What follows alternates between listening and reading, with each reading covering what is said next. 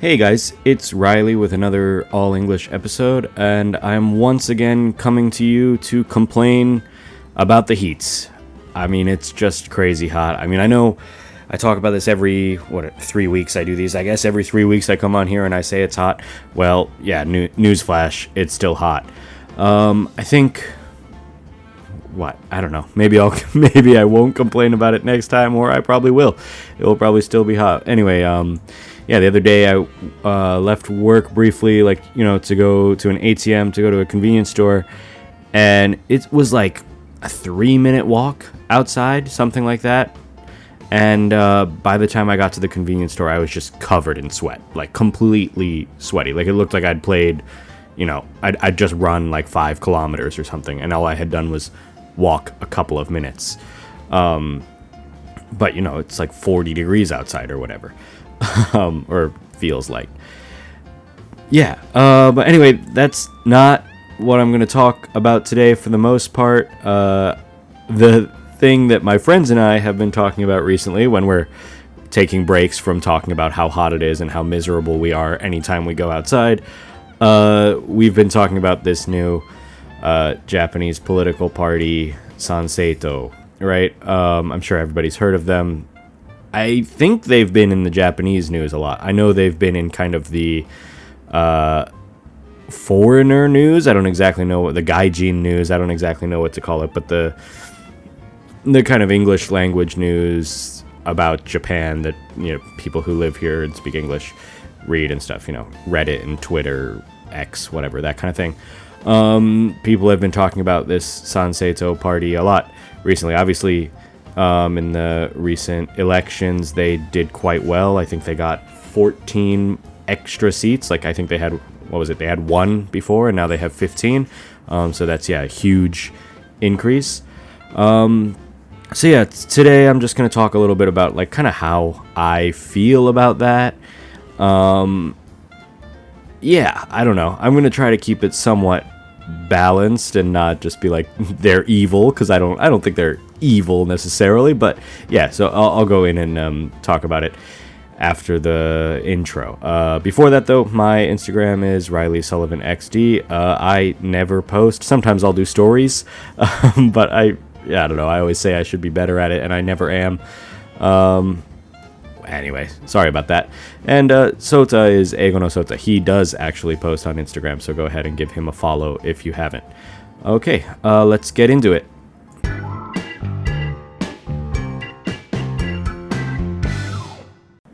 Okay, so Sanseitou. They're, I guess, a relatively new Japanese political party.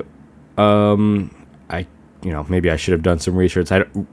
I don't know exactly when they started, but certainly since this most recent upper house election in the Japanese parliament, they've been in the news a lot more. And they're doing it because they have these kind of, I don't know if you would say inflammatory, but certainly attention-grabbing slogans. I mean, the main one is Japanese first, is how it's translated in English. I, for the longest time, had only seen it in English as Japanese first, and I didn't realize until recently that the Japanese is Nihonjin Faasto, right? It's there's English in the slogan, which I think is kind of funny. You would think that you shouldn't use, but you would think that a party that is all about, Japanese first would maybe use Japanese in their slogan. But whatever. I don't think I'm the first person to say that, but it's kind of a funny idea. And also the main guy, the leader of the party, Kamiya, I think his name is, he's also apparently fairly well-traveled. He's backpacked or traveled around the world and been to 20 countries or something like that. And I think speaks English fairly well. Maybe, am I right in remembering that maybe he even was an English teacher in the past or something like that? He has some kind of close connection to English, which I think is interesting. But, I think there is a difference between, having an interest in English or even getting good at English because it is good for you economically or whatever. You can get a better job if you speak English and all of these things. So it doesn't necessarily mean that you are extremely open-minded about foreigners or extremely welcoming to those kind of people and stuff like that. So yeah, I don't know. A lot of people are pointing out the kind of contrast between a guy who doesn't seem to be the biggest fan of foreigners, Japanese first, whatever, and also at least is seems to have some interest or at least some ability with English, a foreign language, right? But yeah. Also, I think they've made claims, the party has made claims that, just because we say Japanese first, just because we have some policies to combat for what foreigners can do in Japan. I think there's some stuff about, foreigners buying real estate in Japan and maybe limiting the amount of immigrants who can come and live in Japan and work in factories or things like that. Yeah, to be honest, I'm not, super informed about the policies, and that's why I don't want to come in here trashing them, because I don't know that much. I can't vote in Japanese politics, so I see the news and I hear the conversations that my friends have, but really I'm not an expert, and I'm not claiming to be. So if anybody who's listening is into Sanseizo because you've read the policies and you know the information, I can't tell you you're wrong, because I don't know. But I am going to talk a little bit about how it feels being a foreigner and seeing this kind of stuff in the news. Because obviously Japanese first, I'm not Japanese, right? But I live in Japan. And I like living in Japan. And I think I hopefully am helping Japan by living here. I do my job, I pay taxes, I follow the rules. So I would hope that I would be welcome in Japan. Obviously, most of the time that I live here, or most of the people that I meet, I feel pretty welcome. So I wouldn't complain on a personal note that I've experienced too much. What's that? I forget the word now. Prejudice. Sorry, that's the word. I haven't experienced much prejudice in Japan. There's some things, I think I talked about it on an episode with Sota, there were some apartments that were maybe difficult to get because they didn't want to rent to foreigners and things like that, whatever. But on a personal level, person to person, I haven't experienced that much. Here and there, somebody maybe looks at me funny or says gaijin or I don't know, whatever. Nothing major. But yeah, if you see the news and you see Japanese first, knowing that I'm not a Japanese person, it does make me feel a little bit unwelcome. Japanese first and then immigrants second, immigrants later. I don't know exactly what the second half of that slogan would be. Which it kind of, obviously the connection that a lot of people make is to Trump, where Trump has this kind of America first idea. And yeah, a lot of people, I think I saw an article calling Kamiya mini Trump or something like that. And there's certainly similarities with their kind of anti-immigration, anti-foreigner, I guess you could say, policies. But that's not limited to Trump or Sanseizo. It's also all over the world. Reform Party in the UK, formerly UKIP, or AfD, the Alternative for Deutschland in Germany, and blah, blah. I mean, almost every country has one of these kind of immigrant skeptic, kind of right-wing political parties that are becoming more and more popular in recent years. And I don't know if that's simply Trump's influence. Probably not just that. There's probably also some reasons why around the world people are becoming more, or rather less, accepting of foreigners. But I think, to go back to the America first versus Japanese first idea, if you think of those two slogans where in Trump's, it's America, the country, right? Not really talking about, he doesn't say Americans first, which is kind of interesting because it makes you think that he's more worried about the economy of the country as a whole rather than kind of individuals. I talked about this in a lesson recently, and I said, if at my company the president of the company said, "Oh, the company first," that would make me feel, I don't know, I guess it's what the president of the company has to say. But if the president said, employees first, or like, I'm looking out for my employees, that would make me feel good, right? I would feel secure and safe, whatever. So I think by saying Japanese first, in Sanseito's case, I think I can understand how a lot of Japanese people would feel comforted by that idea of like, they've seen a lot of tourists come into the country now, and they've seen a lot of foreigners living here, although a lot is relative. Relative to the past in Japan, I think, the amount of foreigners is at an all-time high. The amount of tourists is at an all-time high. But compared to most Western countries, it's very small. Like, I think Canada has like 25% of people who live in Canada are foreign-born, right? Not born in Canada. I think the number for Japan is like 3.8%, right? So a tiny, less than 1/5 of Canada's number are foreign-born in Japan, right? And I think there are similar numbers in a lot of Europe, Sweden, or maybe the UK is a little bit lower, but still, almost everywhere is much higher than 3.8%, Japan's number, including the US. The US is much higher than that too. But for Japanese people, it seems like a lot to them relative to their past experience, and I think that's understandably worrying, I could say, especially if you see stuff online that makes it look like foreigners are doing bad things. If you see videos of foreigners leaving trash on the ground or being a nuisance on trains, being annoying, especially like streamers and things like that, who are probably tourists and maybe don't live here, hopefully. But yeah, it's not good, and I can understand how it would make some people skeptical of bringing more foreigners in. But,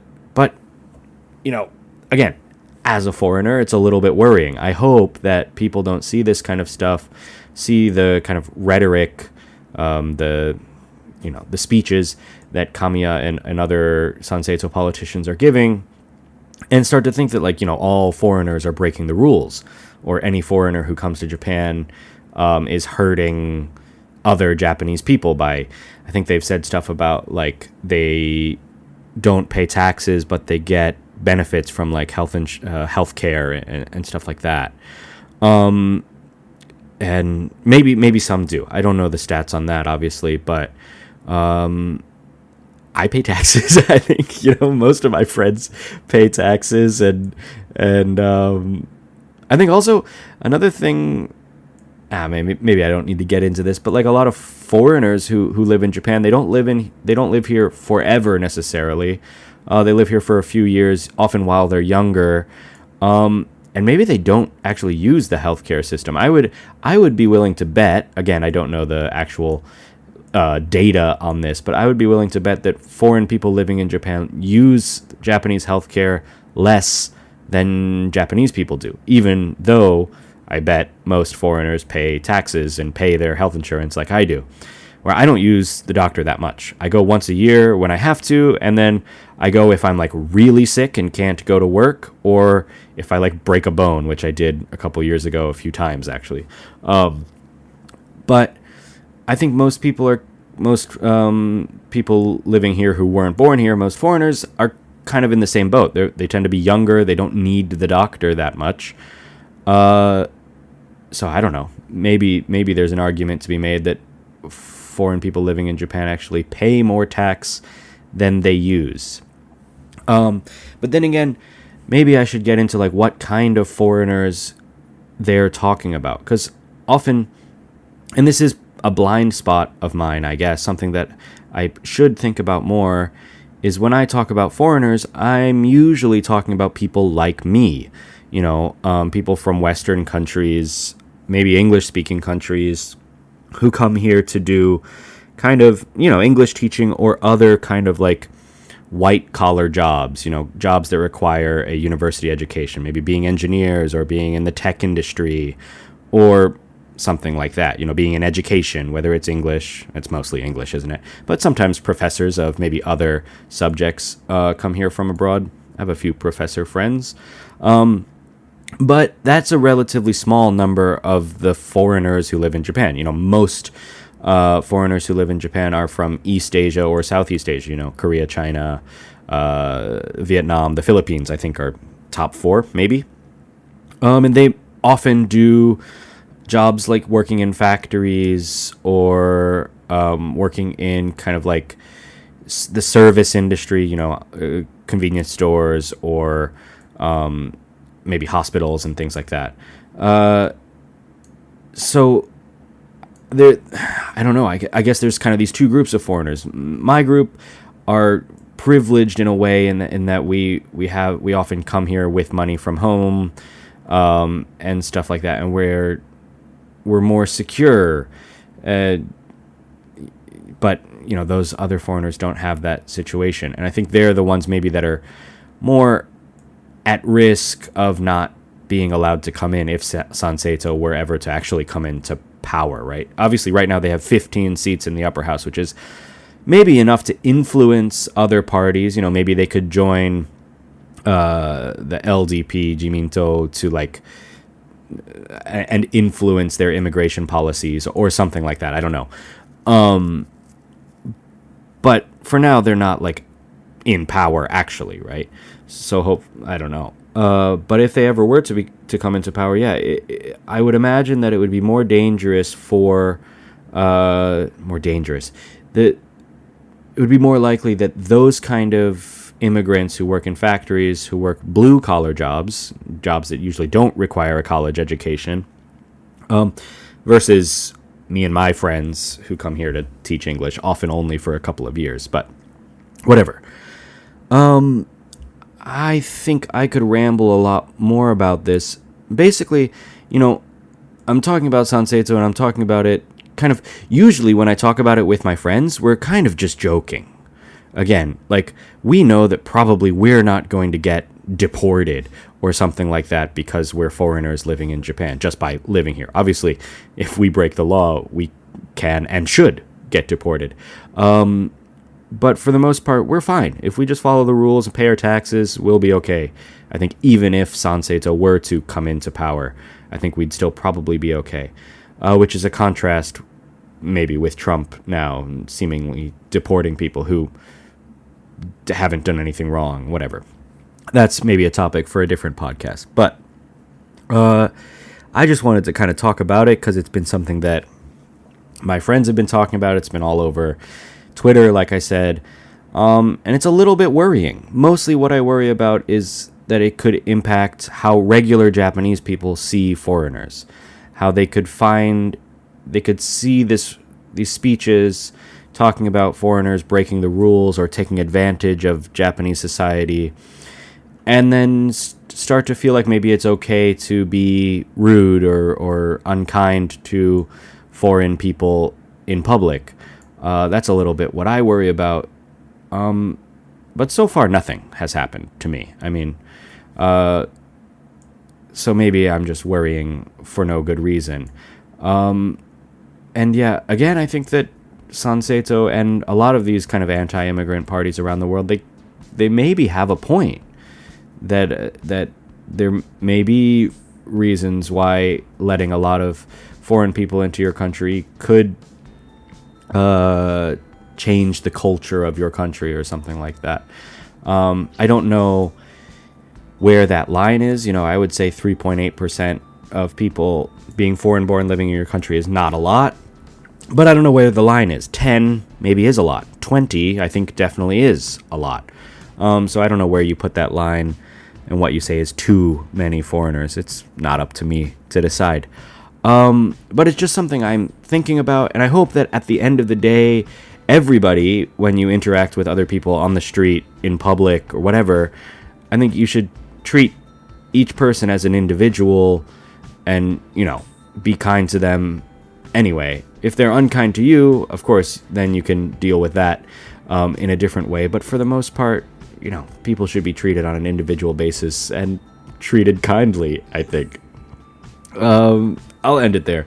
Maybe that's not the best ending. This probably hasn't been the most eloquent discussion of Sanseito, but that wasn't exactly my plan. Kind of just talking about my feelings. But thanks for listening anyway, and I'll talk to you again next time.